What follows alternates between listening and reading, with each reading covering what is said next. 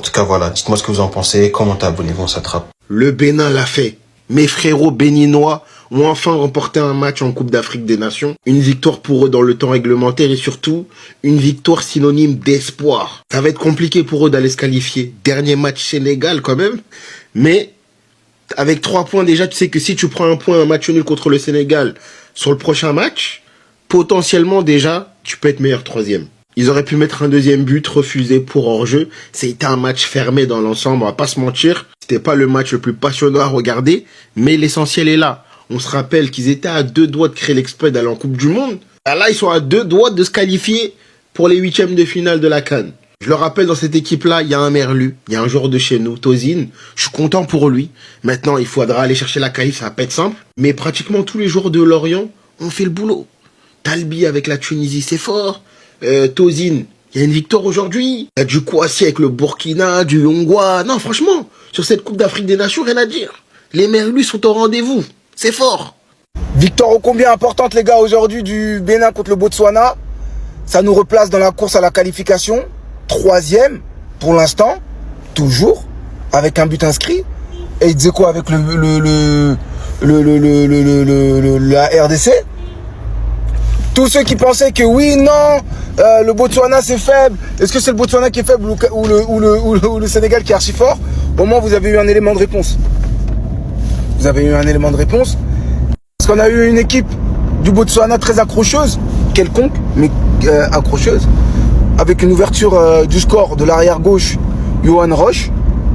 Bon, on prend ce qu'on a à prendre malgré le but sur hors-jeu qu'on a eu avant l'ouverture du score, qui était d'ailleurs magnifique. Mais au-delà de tout ça, que dire de Steve Mounier, l'attaquant? L'attaquant du Bénin aujourd'hui à Antalya Sport. Et oui les gars, attaquant et capitaine. Et là on voit que ce retour nous fait du bien. Parce que auteur de 5 buts pendant les qualifications de la Coupe d'Afrique et à 2 unités de battre le record de Stéphane Sessegnon, la légende du football béninois. Parce qu'il Mounier a 22, Sessegnon a 24. Mounier a encore le temps devant lui. Mais aujourd'hui, on a pu voir l'impact qu'un Steve Mounier peut avoir sur la sélection. Malheureusement, on joue avec des mecs qui ne savent pas. Moi, il y a un truc que j'arrive pas à comprendre, les gars, c'est... On vous demande la moindre des choses, c'est-à-dire, vous répétez vos gammes tous les jours. Mais mettre la balle sur la tête d'un joueur, c'est une chose que vous n'arrivez pas. C'est une chose que je n'arrive jamais à comprendre. Parce que oui, je suis dans la voiture, mais je regarde les matchs, hein, les gars. Hein. J'arrive à conduire, à regarder les matchs, à faire les vidéos, à livrer. J'arrive à tout faire, ma gueule. Bref, c'est un truc que je n'arrive pas à comprendre, ça, les gars. La vie de ma mère. Je comprends pas. En tout cas, à moins d'un exploit du Botswana contre la RDC, qui risque de perdre tout à l'heure contre le Sénégal, je vois pas le Botswana passer. Donc je pense qu'on a actuellement les trois premiers de ce groupe-là. Sénégal, RDC et Bénin. Bon, on verra bien de toute façon.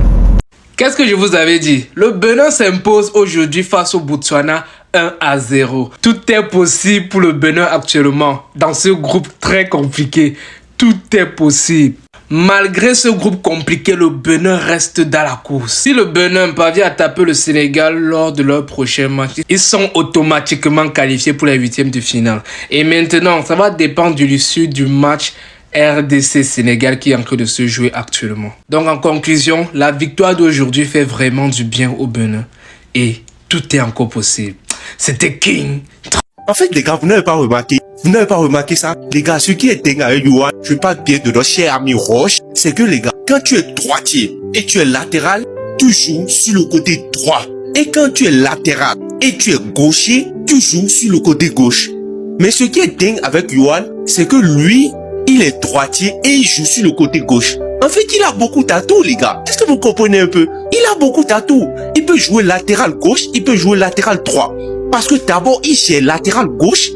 Et ce qui est difficile, parce que les latérales, ils sont souvent, quand tu es droitier, ils jouent souvent sur le côté droit. Vous voyez un peu, les gars, est-ce que vous comprenez ce que je veux dire? C'est juste une dinguerie. Mais le gars qui m'a le plus impressionné aujourd'hui, c'est Olaitan. Même si Olaitan, il y avait aujourd'hui un peu de tout déchet dans son jeu. Bon, ce qui est sûr, il a fait le nécessaire, il a aidé Rage. Défensivement, c'était propre. Allez, les fois, dites-moi ce que vous en pensez. Abonnez-vous, les gars. Est-ce que vous avez compris mon truc là? Est-ce que vous avez compris? Abonnez-vous, les gars. Oh, dis à ton voisin quelque chose va se passer. Dis à ton voisin, témoignage.